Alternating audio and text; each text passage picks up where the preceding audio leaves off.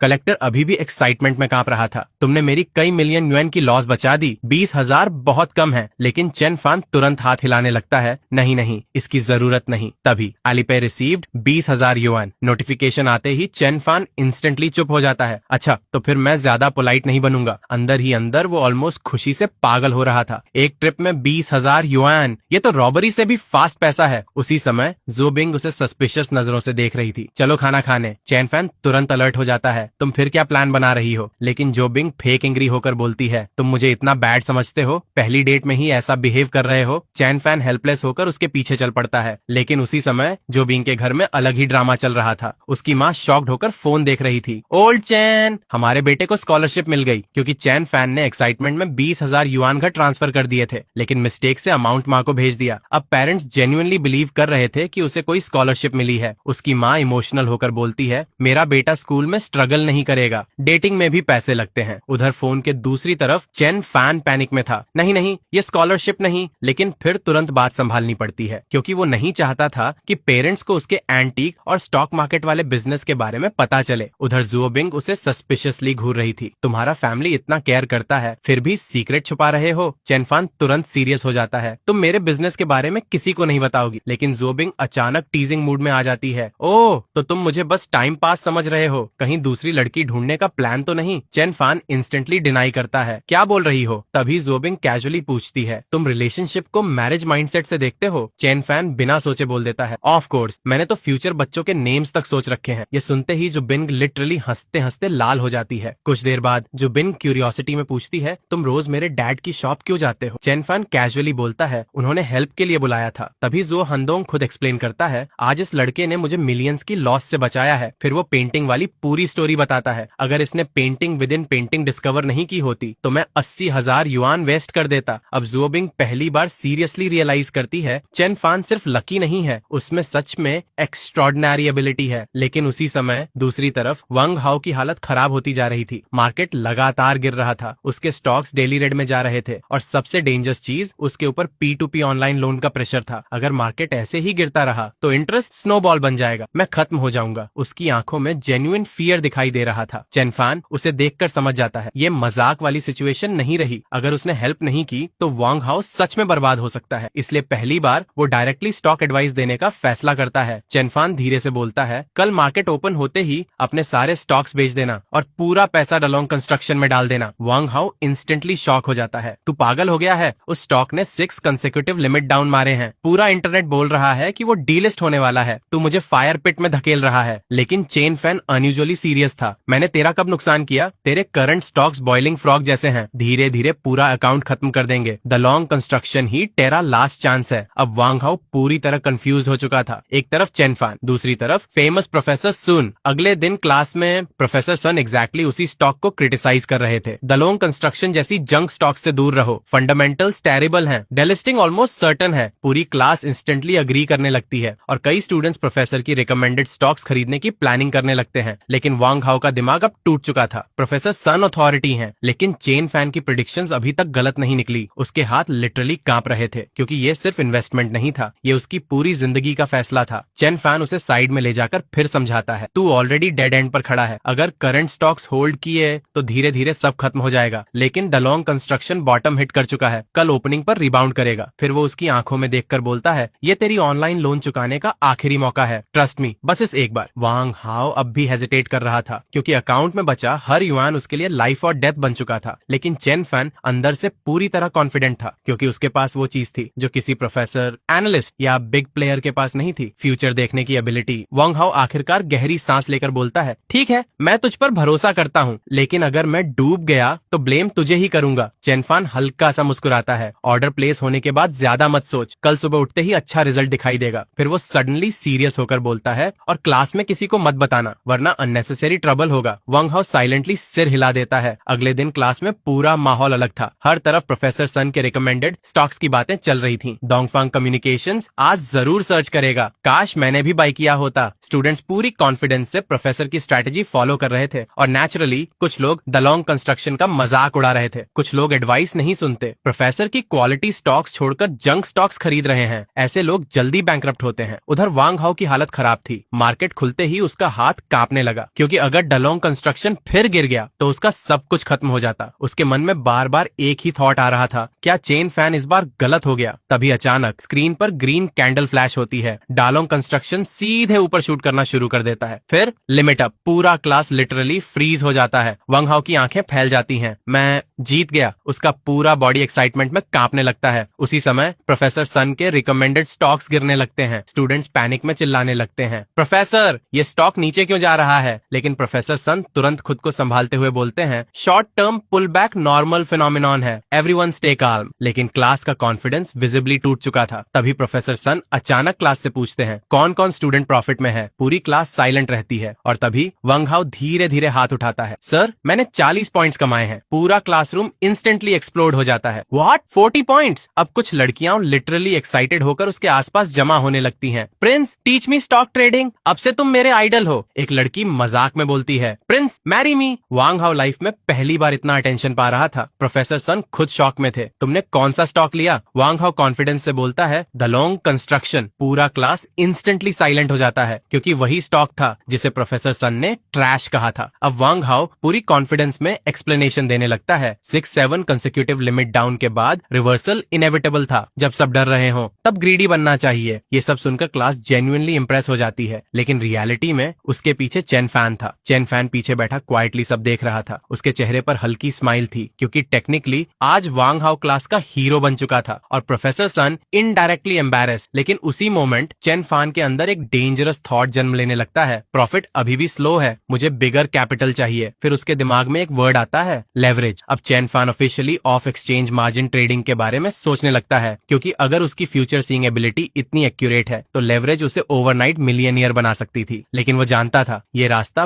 बेहद डेंजरस है, इसलिए वो सीधे जू हांडोंग के पास पहुंचता है। जू हांडोंग जैसे ही मार्जिन ट्रेडिंग सुनता है, उसका एक्सप्रेशन इंस्टेंटली सीरियस हो जाता है। तुम लेवरेज खेलना चाहते हो? ये बहुत डेंजरस चीज है। चेन फैन तुरंत कैजुअली झूठ बोलता है, मेरे लिए नहीं, एक फ्रेंड के लिए पूछ रहा हूँ। लेकिन जू हांडोंग उसकी आंखों में ग्रीड साफ देख चुका था। वो धीरे से वार्निंग देता है, of exchange leverage rabbit hole है, बहुत कम लोग सेफ निकलते हैं, रिस्क कंट्रोल सबसे इंपॉर्टेंट है, ओवरनाइट रिच बनने का सपना मत देखो। लेकिन चेन फन अंदर ही अंदर ऑलरेडी डिसाइड कर चुका था, क्योंकि उसकी एबिलिटी उसे ऑलमोस्ट इनविंसिबल फील करा रही थी। आखिरकार जो हांडोंग उसे एक रिलायबल कॉन्टैक्ट दे देता है। पहले रिस्क टर्म्स अच्छे से समझ लेना, जल्दी मत करना। लेकिन चेन फन प्रैक्टिकली हाफ सुन ही नहीं रहा था। उसके दिमाग में सिर्फ नंबर्स घूम रहे थे। 2 lakh per day, 5 lakh per day. उसकी ग्रीड धीरे धीरे कंट्रोल से बाहर जा रही थी। उधर दूसरी तरफ जू बिंग अभी भी उसे डेटिंग मोड में खींचने की कोशिश कर रही थी। चलो मूवी देखने चलते हैं। लेकिन चेन फैन का पूरा फोकस स्टॉक्स पर था। फिर भी वो उसके साथ चला जाता है, क्योंकि अब वो जेन्युइनली उससे अटैच्ड होने लगा था। मीनवाइल वंग हाउ की पॉपुलैरिटी अचानक एक्सप्लोड कर चुकी थी। कई लड़कियां उससे स्टॉक एक्सपीरियंस एक्सचेंज के नाम पर मिलने लगी और नेचुरली उसकी गर्लफ्रेंड जू केक्सन फ्यूरियस हो गई। पूरा रिलेशनशिप कोलैप्स होने की कगार पर पहुंच गया। डॉर्म में बैठे लड़के हंस रहे थे। प्रिंस की लव लाइफ खत्म होने वाली है। चेन फैन बस साई करता है। कॉलेज रिलेशनशिप सच में अनरिलायबल है। लेकिन उसी रात उसने फाइनली अपना अल्टीमेट मूव डिसाइड कर लिया। वो स्क्रीन पर परसेंटेज देख रहा था, 8.88%। अगर स्टॉक वहां तक गया तो उसका daily profit 2 lakh UN cross कर सकता था। अब उसकी आंखों में एक्साइटमेंट नहीं, प्योर ऑब्सेशन दिखाई दे रही थी। यही फीलिंग है ओवरनाइट रिच होने की। वंग हाउ की पॉपुलैरिटी जितनी तेजी से ऊपर गई थी, उसकी रिलेशनशिप उतनी ही तेजी से टूटने लगी। सू केक्सन गुस्से में उसके सामने खड़ी थी। तुम इतने अनग्रेटफुल कैसे हो सकते हो? मैं कॉल कर रही हूँ, मैसेजेस भेज रही हूँ, और तुम दूसरी लड़कियों के साथ स्टॉक डिस्कशन में बिजी हो। लेकिन वांग हाउ अभी भी अपनी सक्सेस के नशे में था। तुम ओवर रिएक्ट कर रही हो। तभी सू केक्सन सीधे बोल देती है, breakup. Wang how instantly panic हो जाता है। अचानक क्यों? कम से कम रीजन तो दो। लेकिन सू केक्सन कोल्ड एक्सप्रेशन में बोलती है, हम इतने समय से साथ हैं और तुम हर चीज में इमैच्योर हो। फिर वो सीधा ताना मारती है, कौन सा लड़का हमेशा न्यूबी विलेज में रहना चाहता है? ये सुनते ही वांग हाउ फ्रीज हो जाता है, क्योंकि यही बात उसने खुद मजाक में दूसरों को बोली थी। अब वही बात उसके ऊपर वापस आ चुकी थी। उधर दूसरी तरफ chain fan quietly stock charts देख रहा था। डालोंग कंस्ट्रक्शन फिर ऊपर जा चुका था। अब वांग हाउ प्रैक्टिकली बच चुका था। चेन फैन अंदर ही अंदर राहत की सांस लेता है। अच्छा हुआ उसने मेरी बात मान ली, अब उसका फ्यूचर कम से कम बच गया। तभी अचानक उसका रिंगटोन जोर से बजने लगता है। लेकिन रिंगटोन बदला हुआ था और ऑब्वियसली ये जुबिंग की हरकत थी। फोन उठाते ही वो चिल्लाती है, चेनफान अभी डॉर्म एंट्रेंस पर आओ, मैं ब्लॉक हो गई हूँ। चेनफान इंस्टेंटली समझ जाता है फिर कोई ड्रामा हुआ है। जैसे ही वो डॉर्म एंट्रेंस पहुंचता है, वहाँ लियांग डोंगचाई फूलों का बुके लेकर खड़ा था और सामने जोबिंग क्लियरली इरिटेटेड थी। लियांग डोंगचाई इमोशनल एक्टिंग करते हुए बोल रहा था, जोबिंग मैं जेन्युइनली सिंसियर हूँ, तुम्हारे लिए पूरी फॉरेस्ट छोड़ सकता हूँ। लेकिन जोबिंग पूरी कोल्ड थी, सॉरी मेरा बॉयफ्रेंड है। लियांग डोंगचाई इंस्टेंटली हंस पड़ता है, इम्पॉसिबल, पूरे स्कूल को पता है तुम किसी को एक्सेप्ट नहीं करती। फिर वो चैलेंज करते हुए बोलता है, अगर बॉयफ्रेंड है तो अभी बुलाओ। अब आसपास पूरा क्राउड जमा हो चुका था, सब गॉसिप मोड में थे। तभी भीड़ के बीच से चेन फैन अंदर आता है और जुओबिंग बिना हेजिटेशन उसका हाथ पकड़ लेती है, यही मेरा बॉयफ्रेंड है। पूरा क्राउड लिटरली एक्सप्लोड हो जाता है। लियांग डोंगचाई कुछ सेकंड्स तक स्पीचलेस रह जाता है, फिर जोर से हंस पड़ता है, ये पूर गाय, तुम मजाक कर रही हो। वो पूरी भीड़ के सामने चेन फैन की इंसल्ट करने लगता है। पूरी क्लास में सबसे गरीब लड़का, मेरे शूज पॉलिश करने लायक भी नहीं। अगर बॉयफ्रेंड बनाना था तो कम से कम कोई कैपेबल आदमी चुनती। लेकिन जूबिंग इंस्टेंटली उसके सामने खड़ी हो जाती है, मुझे वही पसंद है। प्रॉब्लम क्या है? अब लियांग डोंगकाई की ईगो पूरी तरह टूट चुकी थी। तभी उसकी नजर पार्किंग में खड़ी BMW पर पड़ती है। वो सरकास्टिकली बोलता है, BMW देखकर इंप्रेस हो गई क्या? लेकिन जूबिंग तुरंत जवाब देती है, एक ब्रोकन कार में इतना एटीट्यूड, मुझे हॉर्सेस भी पसंद नहीं। पूरी क्राउड हंसी रोक नहीं पाती और लियांग डोंगचाई प्रैक्टिकली ह्यूमिलिएशन में जलने लगता है। उधर चेनफन अंदर ही अंदर पैनिक और हैप्पीनेस दोनों फील कर रहा था, क्योंकि टेक्निकली अब पूरा स्कूल ऑफिशियली जान चुका था कि वो जुओ बिंग का बॉयफ्रेंड है। उस रात दोनों साथ वॉक कर रहे थे और चेन फैन फिर नॉटी मूड में बोलता है, चलो होटल चलते हैं। जुओ बिंग इंस्टेंटली शर्म से लाल हो जाती है, तुम कंट्रोल नहीं कर सकते खुद को? Chain fan immediately newbie village वाला एग्जाम्पल देने लगता है, हमारे डॉर्म का लड़का इसलिए ब्रेकअप हुआ क्योंकि वो हमेशा न्यूबी विलेज में नहीं रहना चाहता था। ये सुनते ही जुबिंग उसे जोर से मारती है, तुम फिर वही बात। लेकिन अंदर ही अंदर उसे चेन फैन की ऑनेस्टी क्यूट लग रही थी। अगले दिन टीचर शेन अचानक चेन फैन को ऑफिस बुलाती है। चेन फैन इंस्टेंटली सीरियस हो जाता है, क्योंकि टीचर शेन उन फ्यू टीचर्स में से थी जो सच में गरीब स्टूडेंट्स की मदद करती थी। उन्होंने ही पहले उसके लिए पॉवर्टी सब्सिडी अप्लाई करवाई थी। लेकिन ऑफिस पहुंचते ही टीचर शेन ऑकवर्ड एक्सप्रेशन में बोलती है, हैं, चेन फैन तुम्हारी पॉवर्टी सब्सिडी कैंसिल हो गई है, सीट्स कम थी, मैं नेक्स्ट सेमेस्टर फिर कोशिश करूंगी। लेकिन टीचर शेन को शॉक तब लगता है जब चेन फैन बिल्कुल काम रहता है। कोई बात नहीं टीचर, एक्चुअली मैं खुद भी इसे कैंसिल करवाने वाला था। टीचर शेन कंफ्यूज्ड हो जाती है। क्यों? चेन फैन धीरे से मुस्कुराता है, अब मैं खुद अपना खर्च उठा सकता हूँ, स्कूल को परेशान करने की जरूरत नहीं। टीचर शेन जेन्युइनली इमोशनल हो जाती है क्योंकि उन्हें पता था ये लड़का पहले कितना स्ट्रगल करता था। लेकिन तभी चेन फैन की स्पेशल विजन अचानक एक्टिवेट हो जाती है और उसे टीचर शेन की पर्सनल लाइफ की फ्लैशेस दिखाई देती है। उसका एक्सप्रेशन इंस्टेंटली बदल जाता है। फिर वो धीरे से बोलता है, टीचर अपनी रिलेशनशिप का ध्यान रखिएगा। टीचर शेन इंस्टेंटली कंफ्यूज हो जाती है। क्या मतलब? उसी समय दूसरी तरफ उनके हस्बैंड सीक्रेटली दूसरी औरत के साथ घूम रहे थे एक लग्जरी कार के अंदर, और कुछ लोग उन्हें पहचान भी लेते हैं। अब धीरे धीरे टीचर शेन की मैरिड लाइफ कोलैप्स होने की तरफ बढ़ रही थी। मीनवाइल स्कूल में नई गॉसिप ब्लास्ट हो चुकी थी। ज़ोबिंग और चेन फैन ऑफिशियली साथ हैं। फोटोज तक वायरल हो चुकी थी। पूरा क्लास एक्साइटेड था। चेन फैन, तू तो लेजेंड निकला, तूने ज़ोबिंग को कब पता लिया? लेकिन चेन फैन कैजुअली बोलता है, वो खुद मुझे परस्यू कर रही थी। पूरी क्लास इंस्टेंटली हंसी से भर जाती है। लेकिन लियांग दोंगचाई पीछे बैठा लिटरली जल रहा था। उसके दिमाग में सिर्फ एक थॉट था, इस गरीब लड़के को मैं कभी नहीं छोड़ूंगा। लेकिन चेन फैन अब इन चीजों से ऊपर उठ चुका था। उसका पूरा फोकस फिर स्टॉक मार्केट पर आ गया। स्क्रीन पर नंबर्स तेजी से बदल रहे थे। स्टॉक पहले सर्च करेगा, फिर पुल बैक, मोमेंटम स्ट्रांग है। अब वो मार्केट को नॉर्मल ट्रेडर्स की तरह नहीं बल्कि फ्यूचर रीडर की तरह देख रहा था। टीचर शेन की वार्निंग सच साबित होने लगी थी। उनके हस्बैंड सीक्रेटली दूसरी औरतों के साथ घूम रहे थे और अब उनकी वाइफ को भी शक हो चुका था। तुम्हारे सारे बिजनेस ट्रिप्स असल में चीटिंग थी ना। घर में जोरदार लड़ाई चल रही थी और दूसरी तरफ चेन फैन अपने ट्रेडिंग चार्ट्स में डूबा हुआ था। उसकी आंखें सिर्फ नंबर्स देख रही थीं। 2 consecutive limit ups, high pull back risk, लेकिन फाइनल सर्ज अभी बाकी है। उसने स्क्रीन को घूरते हुए कैलकुलेशन किया, फिर अचानक स्माइल कर दी। 8.82 हाईएस्ट पॉइंट, परफेक्ट, कल सेल करके निकल जाऊंगा। अब उसका कॉन्फिडेंस डेंजरस लेवल तक पहुंच चुका था। 10 गुना लेवरेज के साथ वो literally million per day dream देखने लगा था। लेकिन उसी समय उसका पूरा फोकस टूट जाता है क्योंकि जू बिंग अचानक वीक वॉइस में बोलती है, चेन फैन, क्या मैं प्रेग्नेंट हूँ? चेन फैन लिटरली फ्रीज हो जाता है। व्हाट? उसका दिमाग इंस्टेंटली पैनिक मोड में चला जाता है। लेकिन अगले ही सेकंड ज़ोबिंग शर्माते हुए बोलती है, सुबह से बॉडी अनकंफर्टेबल लग रही है। चेन फैन ऑकवर्ड होकर पूछता है, बच्चा किसका होगा फिर? ज़ोबिंग उसे घूरती है, तुम पहचानोगे नहीं क्या? अब चेन फैन पूरी तरह नर्वस हो चुका था। उसे इंस्टेंटली लगता है ये लड़की फिर होटल ट्रिक यूज कर रही है। लेकिन जब वो इन्फर्मरी पहुंचते हैं तब डॉक्टर कैजुअली बोल देता है, मेंस्ट्रुअल क्रैम्प्स है, मेडिसिन ले जाओ, रेस्ट करो। अब ऑकवर्ड साइलेंस छा जाता है। लेकिन तभी डॉक्टर कैजुअली एक और ऑप्शन दे देता है, या होटल जाकर रेस्ट कर लो। बस इतना सुनते ही दोनों एक दूसरे को देखने लगते हैं। कुछ देर बाद चेन फैन सीक्रेटली खुश था। इतनी रिक्वेस्ट के बाद फाइनली मान गई। लेकिन स्ट्रेंजली इस बार उसे एक्साइटमेंट फील नहीं हो रही थी क्योंकि ज़ोबिंग सच में अनकंफर्टेबल थी। कार में बैठते ही चेन फैन ड्राइवर से बोलता है, सबसे पास वाला 5 स्टार होटल। ज़ोबिंग इंस्टेंटली कंफ्यूज हो जाती है। स्कूल के पास भी होटल है। लेकिन चेन फैन सीरियस होकर बोलता है, तुम्हें बेस्ट देना चाहता हूँ, चीप जगह नहीं। ये सुनते ही ज़ोबिंग सीक्रेटली स्माइल कर देती है। लेकिन रूम में पहुंचते ही वो तुरंत वार्निंग देती है, आज कोई वियर्ड आइडिया नहीं। चेन फैन इनोसेंट फेस बनाता है, मैं बस मेडिसिन रब करूंगा। तभी ज़ोबिंग पिलो फेंक कर मारती है, स्टॉप। पूरा रूम हंसी से भर जाता है। लेकिन दोनों को पता नहीं था कि इसी होटल की ओनर फैमिली कौन थी। ज़ोबिंग जैसे ही उसे पता चलता है कि चेन फैन होटल में आया है, वो इंस्टेंटली सस्पिशियस हो जाती है। इतनी जल्दी होटल? स्कमबैग। फिर सीक्रेटली स्टाफ को ऑर्डर देती है, रूम 8 916 पर नजर रखो, वो अंदर क्या कर रहा है, मुझे हर डिटेल चाहिए। अब पूरा hotel staff secretly spy mode में चला जाता है। कुछ देर बाद रिपोर्ट आती है, गेस्ट किचन में गया था, ब्राउन शुगर वाटर बनाकर लड़की को दिया। ये सुनते ही ज़ोबिंग थोड़ी कंफ्यूज हो जाती है। इतना थॉटफुल भी है, लेकिन जेलसी अभी भी खत्म नहीं हुई थी। अब वो और क्रेजी ऑर्डर देती है, हर 10 मिनट में डोर नॉक करो, कोई ना कोई एक्सक्यूज बनाओ। स्टाफ शॉक्ड रह जाता है, मिस गेस्ट कंप्लेन करेंगे। लेकिन ज़ोबिंग कोल्ड एक्सप्रेशन में बोलती है, जो कहा है करो। उसके बाद रूम लिटरली टॉर्चर चेंबर बन जाता है। Knock knock, sir sheets change करवानी है? नो। 10 मिनट बाद, सर बफे चाहिए? नो।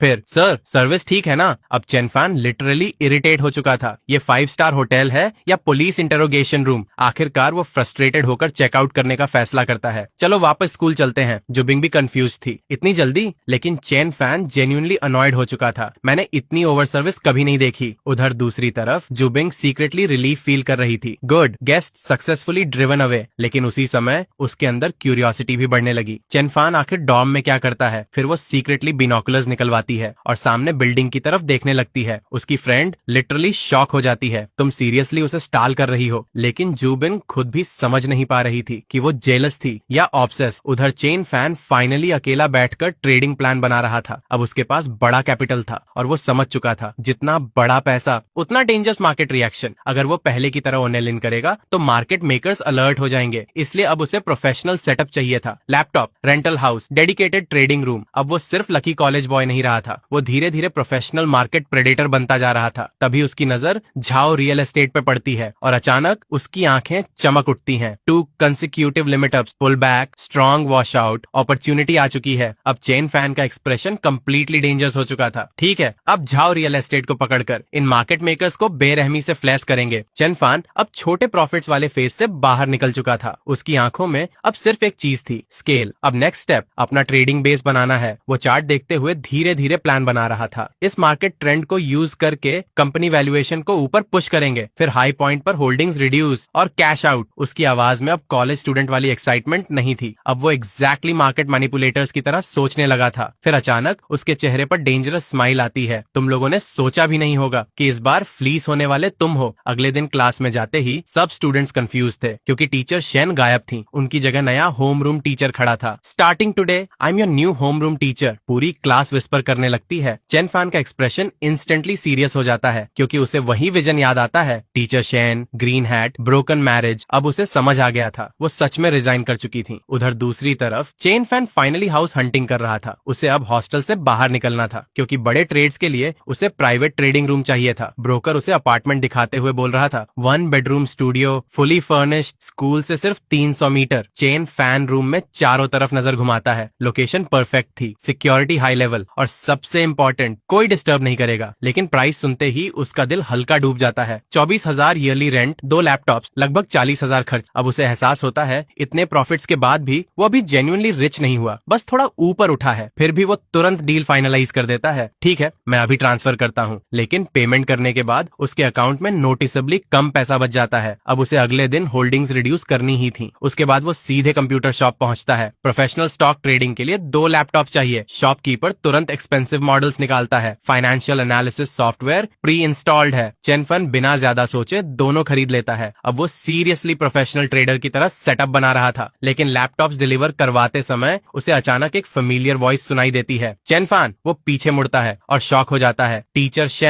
शेन जेन्युइनली बिलीव कर रही थी कि chain fan part time odd jobs कर रहा है। तुम बहुत मेहनती हो, क्लास बंक करके भी काम कर रहे हो। चेन फैन ऑकवर्ड स्माइल देता है, बस थोड़ा एक्स्ट्रा काम कर लेता हूँ। लेकिन टीचर शेन इमोशनल हो जाती है। काश मैं तुम्हारी सब्सिडी कैंसिल होने से रोक पाती, तुम्हें इतना स्ट्रगल नहीं करना पड़ता। चेन फैन क्वाइटली उनकी तरफ देखता है क्योंकि उसे पता था ये टीचर सच में स्टूडेंट्स की केयर करती थी। फिर वो धीरे से बोलता है, अपने हाथ से कमाया पैसा ज्यादा रियल लगता है। ये सुनकर teacher Shane genuinely proud feel करती हैं। लेकिन अगले ही मोमेंट सिचुएशन ऑकवर्ड हो जाती है क्योंकि सडनली पता चलता है जिस अपार्टमेंट को चेन फैन ने रेंट किया है वही apartment teacher Shane secretly use कर रही थी और उनके पास उसकी की भी थी। अब दोनों ऑकवर्ड साइलेंस में खड़े थे। टीचर शेन जल्दी से एक्सप्लेनेशन देती हैं, लैंडलॉर्ड ने की सिक्योरिटी गार्ड के पास छोड़ी थी, मैं बस कुछ क्लॉथ्स लेने आई थी। चेन फैन तुरंत समझ जाता है वो शायद टेम्पोरेरीली अलग रह रही हैं। कुछ देर बाद दोनों साथ बाहर निकलते हैं और रास्ते में चेन फैन क्वाइटली पूछता है, टीचर आपने अचानक रिजाइन क्यों की? टीचर शेन कुछ सेकंड्स चुप रहती हैं, फिर हल्का सा स्माइल करती हैं, तुमने ही तो रिमाइंड किया था। अब चेन फैन समझ जाता है उसे उसके वर्ड्स याद रह गए थे। फिर पहली बार टीचर शेन ऑनेस्टली बोलती है, अब शायद कुछ समय के लिए बाहर घूमूंगी, खुद को रीसेट करूंगी। चेन फैन धीरे से बोलता है, रिलेशनशिप लाइफ का सिर्फ एक हिस्सा है, सब कुछ नहीं। अगर वो टूट भी जाए तो ड्रीम्स, वर्क, गोल्स अभी भी बचते हैं। टीचर शेन की आंखें हल्की भर जाती हैं। थैंक यू चेन फैन, तुम सही हो,